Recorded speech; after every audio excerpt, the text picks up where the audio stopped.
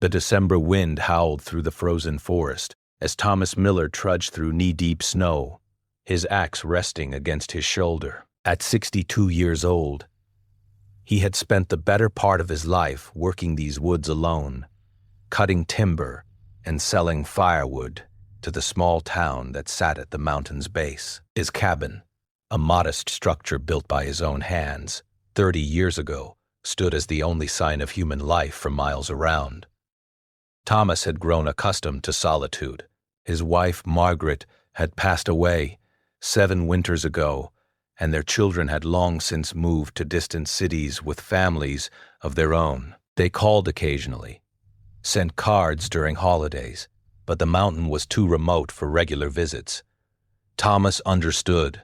Life moved forward, and he had made peace with his quiet existence.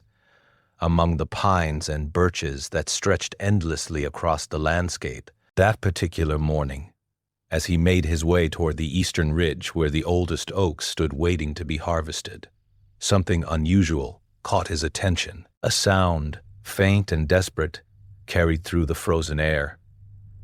Thomas stopped walking and tilted his head, straining to hear over the whistling wind.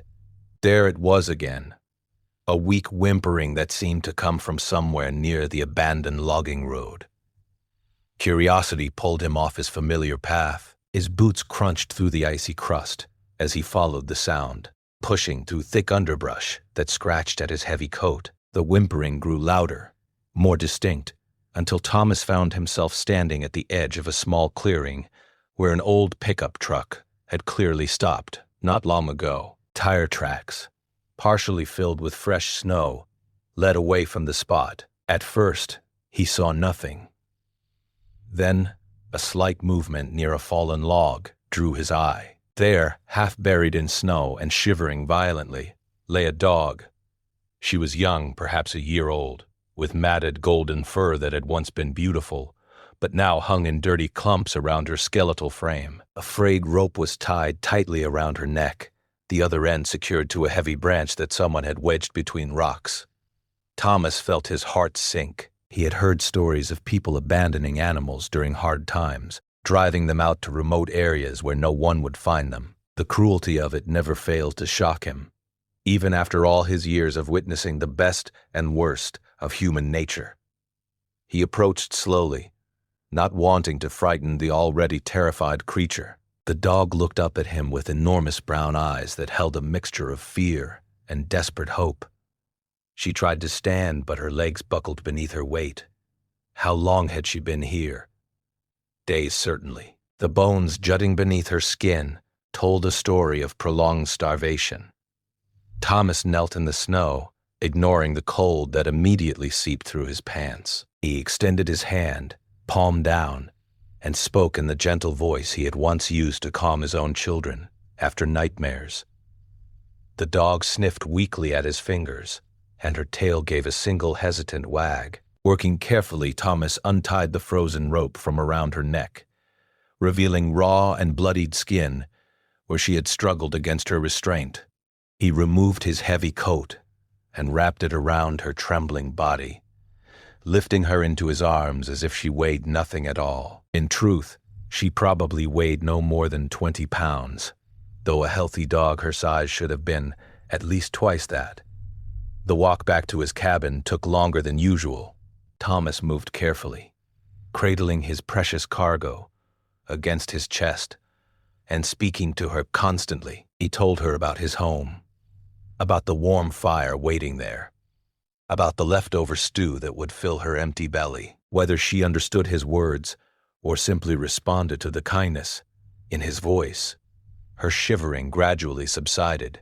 Once inside, Thomas laid her on the thick wool blanket that covered his reading chair near the fireplace.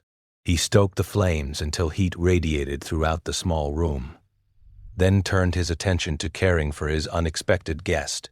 He warmed some broth in a pot and offered it to her in small amounts, remembering that a starving animal could become sick if fed too much, too quickly. She lapped at the liquid gratefully, her eyes never leaving his face.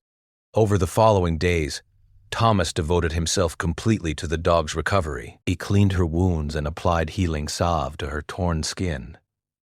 He brushed the mats from her fur until it began to shine with hints of its original golden beauty. He fed her gradually increasing portions of food, and slowly the sharpness of her ribs disappeared beneath healthy flesh. He named her Hope because that was what she had given him during those long, dark winter nights. For the first time in years, Thomas had someone to care for, someone who needed him. Hope followed him everywhere, her tail wagging constantly, her eyes filled with an adoration that he had done nothing to earn except show her basic kindness. When spring arrived and the snow began to melt, Hope had transformed into a magnificent animal. Her coat gleamed like sunshine, and her body had filled out with strong muscles that powered her joyful runs through the awakening forest. She accompanied Thomas on his daily work, carrying small sticks in her mouth as if trying to help with his timber cutting. The townspeople noticed the change in Thomas, too. When he came down the mountain to sell his firewood, he no longer wore the expression of a man, simply going through the motions of living. He smiled more easily, laughed more readily, and always had stories to share about Hope's latest adventures. The baker started keeping treats behind the counter specifically for when Thomas and Hope visited. The children gathered around to pet her soft fur while Thomas watched with an expression of pure contentment. One afternoon in late summer, Thomas sat on his porch with Hope lying at his feet, watching the sunset paint the sky in shades of orange and pink. A letter had arrived from his daughter, announcing that she and her family planned to visit for Thanksgiving. His son had called the previous week to say the same thing. For the first time in years, his cabin would be filled with voices and laughter. Thomas reached down and scratched Hope behind her ears, exactly where she loved it most. She responded by placing her head on his knee and sighing with complete contentment. He thought about the people who had abandoned her, who had tied her to that branch and driven away, leaving her to face a slow and lonely end in the frozen wilderness. He wondered if they ever thought about her, if they felt any regret for what they had done. Perhaps they assumed she had perished long ago, never imagining that she had been found and saved and loved. What they would never know was that in saving Hope, Thomas had saved himself. The loneliness that had settled into his bones during those years after Margaret's passing had gradually lifted. The silence that had once felt oppressive now felt peaceful, punctuated by Hope's happy barking and the clicking of her nails on the wooden floor. The future that had once stretched before him like an empty road now held promise and purpose. Hope lifted her head suddenly, her ears pay, raking up at some distant sound that only she could hear. A moment later, she settled back down, apparently deciding that whatever had caught her attention posed no threat. Thomas smiled at her vigilance, at the way she had appointed herself his protector despite being the one who had needed saving. The stars began to appear in the darkening sky, and a cool breeze carried the scent of pine and wildflowers. Thomas remained on his porch long after the sun had set, his faithful companion by his side. Both of them content in the knowledge that they had found exactly what they needed in each other. Neither of them was lonely anymore.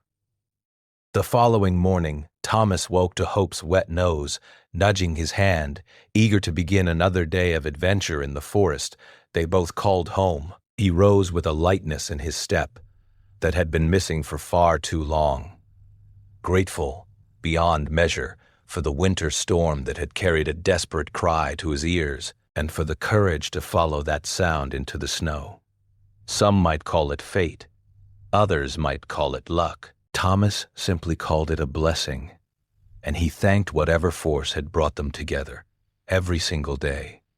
As they walked into the morning sunshine, man and dog moved as one, their bond unbreakable, their story a testament to the healing power of compassion and the unexpected ways that love finds those who need it most.